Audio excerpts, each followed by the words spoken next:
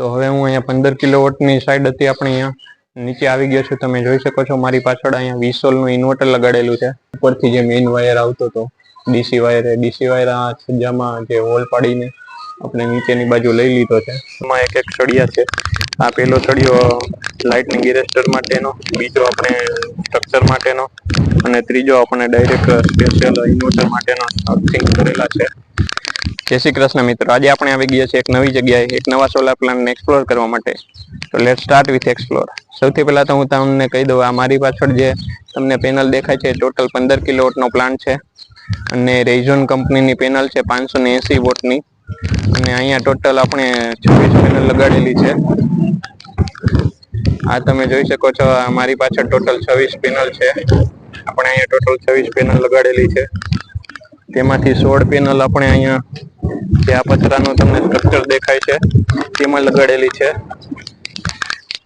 અને આ પતરાના સ્ટ્રક્ચરમાં આપણે તમે આગળનો લેગ જોઈ શકો છો, ખાલી 1.5 ફૂટ છે અને પાછળનો લેગ આપણે લગભગ 3 થી 3.5 ફૂટ જેવો પાછળનો લેગ રાખેલો છે। અને અહીંયા તમે જોઈ શકો છો, આ જે પતરાના પર્લિન છે તેમાં પટ્ટી લગાડી આપણે SDS મારીને આ લેગ આપણે બધા જ લેગ એવી રીતે જ ઊભા કરેલા છે। અને સાથે હલે નહીં તેના માટે આપણે એક વધારાનો સપોર્ટ પણ અહીંયા લેગમાં દીધો છે। અને તમે જોઈ શકો છો કે આ રેઝોન કંપનીની હું તમને બતાડી દઉં કે આ રેઝોન કંપનીની 580 વોટની પેનલ છે। એવી ટોટલ આ પ્લાન્ટ ઉપર આપણે 26 પેનલ લગાડેલી છે। તેમાંથી આ 16 પેનલ છે 8-8ની 2 લાઈન કરેલી છે। નીચે 8 પેનલ છે અને આ બાજુ ઉપરની એ બાજુ 8 પેનલ લગાડેલી છે। એવી આ પતરા ઉપર આપણે ટોટલ 16 પેનલ લગાડેલી છે। અને સાથે આગળ જાય એટલે આપણે જે આગળની બાજુ અગાસી ઉપર સ્ટ્રક્ચર છે ત્યાં આપણે ટોટલ 5-5ની 2 લાઈન કરેલી છે। એવી 10 પેનલ ત્યાં લગાડેલી છે। અને આ લાઇટનિંગ એરેસ્ટર પણ અહીં લગાડી દીધો છે। અને લાઇટનિંગ એરેસ્ટર ત્યાં લગાડેલો છે કેમ કે આપણે આ પ્લાન્ટ ઉપર તમારે વીજળી ન પડે તેના માટે આપણે લાઇટનિંગ એરેસ્ટર પણ લગાડેલો છે। અને આ જે મેઇન ડીસી વાયર છે તે આપણે ડીસી વાયર અહીંથી દોડાવેલો છે।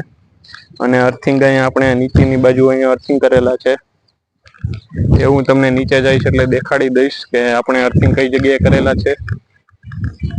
અને આ જે 10 પેનલ છે તે તમે જોઈ શકો છો કઈ રીતે જે બોલ્ટ સાથે આપણે લગાડેલી છે। અને અહીંયા આપણે બાઇન્ડિંગ વાયર બાંધેલો છે।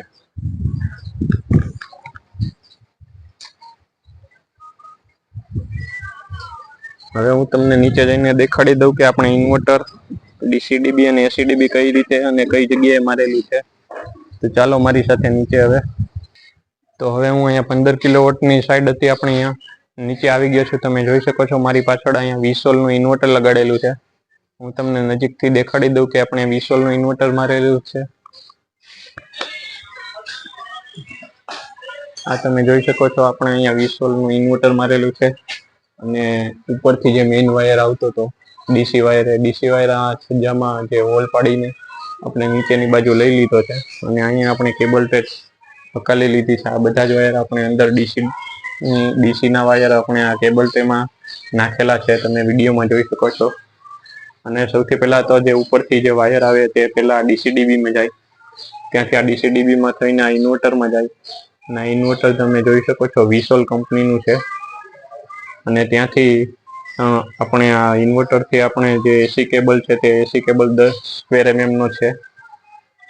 અને આ ઇન્વર્ટરથી જે એસી કેબલ છે તે એસી કેબલ 10 સ્ક્વેર mm નો છે। અને સાથે આ જે આપણે જીબી માટે બહાર કાઢેલો વાયર છે તે પણ આપણે 10 સ્ક્વેર mm નો એલ્યુમિનિયમનો વાપરેલો છે। આ તમે જોઈ શકો છો, આમાં 2 સ્ટ્રિંગ છે, PV1 અને PV2। PV2માં અત્યારે 633.4 વોલ્ટેજ આવે છે અને તેવી જ રીતે PV1માં પણ 635 વોલ્ટેજ આવે છે। એટલે કે આપણે બંને ઉપર જે પાવર આપેલા હતા ડીસીના તે ડીસીના પાવર ઇન્વર્ટર સુધી આવી ગયો છે। હવે હું તમને બહારની બાજુ લઈ જાઉં। બહારની બાજુ આપણે અર્થિંગ અને એ બધું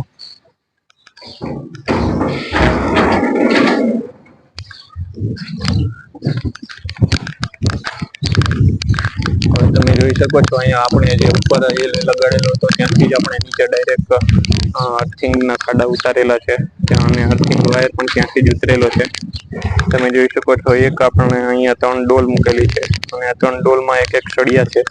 આ પેલો સળિયો લાઇટનિંગ ઇરેસ્ટર માટેનો, બીજો આપણે સ્ટ્રક્ચર માટેનો અને ત્રીજો આપણે ડાયરેક્ટ સ્પેશિયલ ઇન્વર્ટર માટેનો અર્થિંગ કરેલા છે.